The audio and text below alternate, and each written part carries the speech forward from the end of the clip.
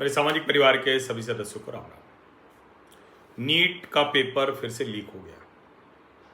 अब paper leak रुकेगा कैसे? कमाल की बात यह कि यूपीएससी का पेपर लीक नहीं होता है, जेई का पेपर लीक नहीं होता है, नीट का हो जाता है। कोई कहेगा कि भाई नीट का पेपर संख्या बहुत ज़्यादा होती, तो कोई यूपीएससी में भी संख्या कम नहीं होती, लेकिन अलग अलग तरीके से इसको जस्टिफाई भी किया जा सकता है। फिर कोई कहेगा कि भाई आप शिक्षा मंत्री का त्यागपत्र मांग रहे हैं, उनसे नैतिकता के आधार पर कह रहे हैं, तो कोई शिक्षा मंत्री थोड़ी ना पेपर लीक करते हैं। ठीक बात है, तो शिक्षा मंत्री सारे अच्छे कामों के लिए श्रेय लेने के लिए रहेंगे और पेपर लीक हो जाएगा। तीसरी बार ये पेपर लीक हुआ है पिछले 3-4 वर्षों 5 वर्षों में, मान लीजिए 21 से लेकर तीसरी बार ये पेपर लीक हुआ है। एनटीए एजेंसी बनाई इसलिए गई थी, नेशनल टेस्टिंग एजेंसी, कि अब पेपर लीक नहीं होगा। क्या कंप्यूटराइज्ड, क्या फुल प्रूफ व्यवस्था, ये सब करके पेपर लीक नहीं रोका जा सकता है?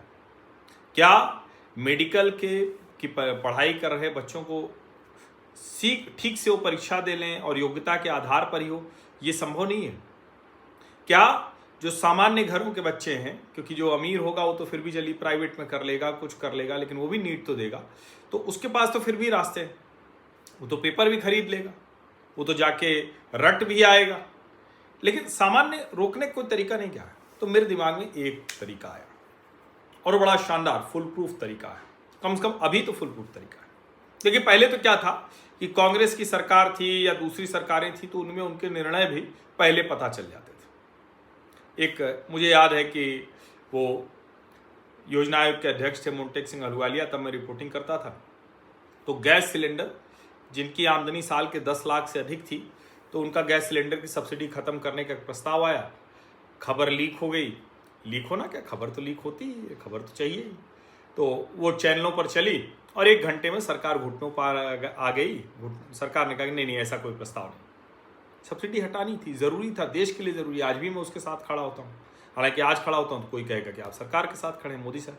मोदी जी आए, उन्होंने कहा भाई सब्सिडी छोड़ दीजिए, लोगों ने छोड़ दी। ये प्रभाव है इस सरकार का। अब नरेंद्र मोदी जब से आए हैं, तो भारतीय जनता पार्टी के विधायक का टिकट किसको मिलेगा इसको भी नहीं पता चलता। मंत्री वाला तो छोड़ दीजिए, मुख्यमंत्री वाला तो छोड़ दीजिए।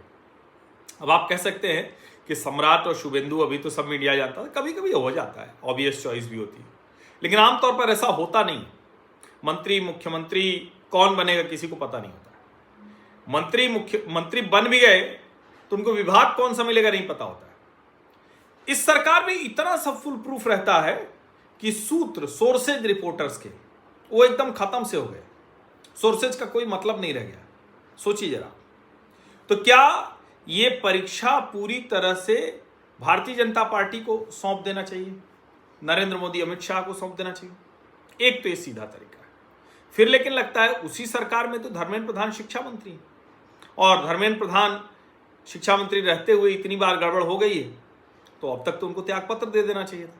लेकिन त्यागपत्र देने ना देने से तो कोई समाधान होगा नहीं। सवाल ये कि फुल प्रूफ इंतजाम कैसे?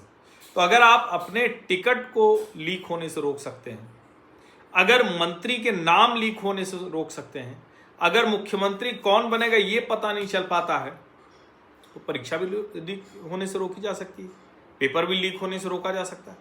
और मुझे लगता है ये बहुत हाई टाइम है कि नरेंद्र मोदी को ये काम करना पड़ेगा। नरेंद्र मोदी अमित शाह को सीधे ये काम अपने जिम्मे लेना पड़ेगा।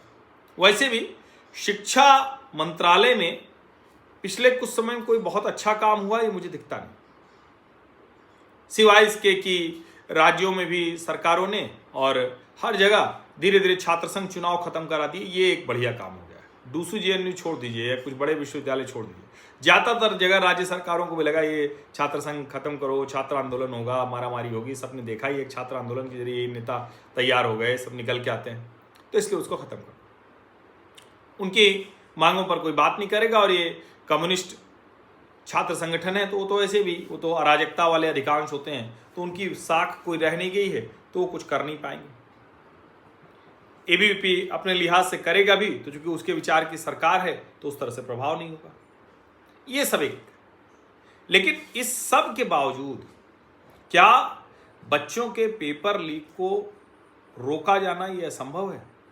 और अगर ये असंभव है, तो फिर क्या मतलब हुआ इस सरकार ने, नरेंद्र मोदी की सरकार ने मेडिकल की सीटों को लगभग 2 गुना कर दिया।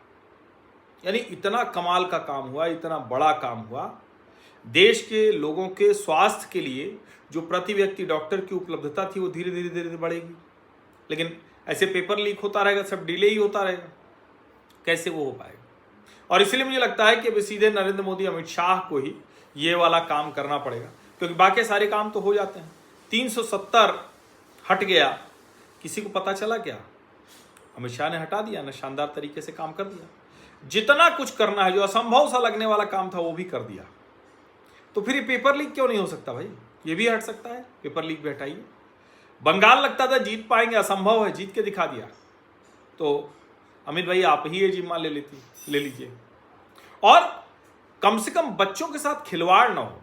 सालों साल मेहनत करते हैं, तैयारी करते हैं, और उसके बाद अचानक एक दिन आता है कि अरे पेपर लीक हो गया। और नौकरियों के लिए तो कहा जाता है ना कि पहले पेपर होता है, फिर पेपर लीक होता है, फिर रीपेपर होता है, फिर कुछ होता है, फिर कोई रोक लग जाती है, फिर किसी तरह का आंदोलन हो जाता है, फिर कोई हाई कोर्ट चला जाता है, फिर कोई सुप्रीम कोर्ट चला जाता है, फिर बड़ी मुश्किल से हो भी जाता है। तो अंतिम में नौकरी का वो मिलते मिलते बरसों बरस लग जाते हैं। और ये नौकरी क्या, ये तो परीक्षा में ही ऐसे हो जाता है। तो ये गंभीर मसला है। और मैं फिर कह रहा हूं, देश के शिक्षा मंत्री में इतना तो नैतिक बल होना चाहिए, क्योंकि शिक्षा का तो मूल नैतिकता है। और विभाग वालों को छोड़ दीजिए, अपनी जिम्मेदारी हो सबसे। और मैं फिर कह रहा हूं, कोई धर्मेंद्र प्रधान ने थोड़ी पेपर लीक कराया होगा ना, तो धर्मेंद्र प्रधान के त्यागपत्र देने से पेपर लीक रुकेगा। लेकिन कोई तो जवाबदेह होता हुआ दिखे।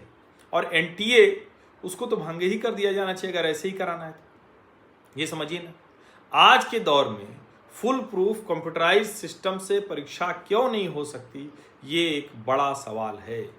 कितने बच्चों की वेदना, टॉर्चरस होता है उनके लिए। उनको लगता है चलो आज पेपर हो गया, आप फ्री हो गए कुछ दिन। और जो नहीं पढ़ते हैं उनके लिए तो कोई नहीं, वो तो रोज दूसरे तरह से व्यवहार करेंगे। लेकिन जो बच्चा पढ़ता है तो एग्जाम के समय वो टेंशन में होता है, उसका परिवार टेंशन में होता है, उसका घर परिवार समाज सब टेंशन में होते हैं। लोग पूछ रहे होते हैं क्या हुआ, दे आए पेपर, कैसा रहा पेपर, और उसके बाद पेपर लीक हो जाए। मतलब सोचिए जरा, अब फिर से वो तैयारी करे, फिर से उसी अवस्था में जाए। ये यातना है। और एक तरह से कहें कि पेपर लीक होना पाप है। इस पाप का कोई तो प्रायश्चित करेगा या कोई प्रायश्चित नहीं करेगा। तो मुझे तो यही लगा कि सीधे नरेंद्र मोदी और अमित शाह को जिम्मा दे दिया जाए तो शायद पेपर लीक होना बंद हो जाए, क्योंकि उनके मंत्रियों का पता नहीं चलता, मुख्यमंत्रियों का पता नहीं चलता, विभाग नहीं पता चलते, और तो विधायक सांसद का टिकट भी नहीं पता चलता, उनके निर्णय नहीं पता चलते, रात 8 बजे नरेंद्र मोदी क्या आकर बोलेंगे ये नहीं पता चलता। तो पेपर का भी पता शायद न चले लोगों को, और अच्छे से पेपर हो पाए। आप सभी का बहुत बहुत धन्यवाद। सब्सक्राइब अवश्य कर लीजिए, नोटिफिकेशन वाली घंटी दबा दीजिए, लाइक का बटन दबा दीजिए, अधिक से अधिक लोगों तक इस वीडियो को पहुंचा दीजिए। और जो बच्चे इसमें शामिल थे, दुनिया खत्म नहीं होती है। पेपर लीक हो गया कोई बात नहीं, आगे बहुत कुछ है। अच्छे से तैयारी कीजिए। अगर आपने पढ़ा था तो और पढ़ाई का समय मान लीजिए। और जो लोग घर वालों के दबाव में भर दे रहे थे वो फिर से परीक्षा दे आए, कोई उसमें बात नहीं। लेकिन दुनिया यहाँ खत्म नहीं होती। निराश हताश कतई न हो। हालांकि ये कहना आसान है, जिसके ऊपर बीतती उसको समझ में आता है। बहुत बहुत धन्यवाद।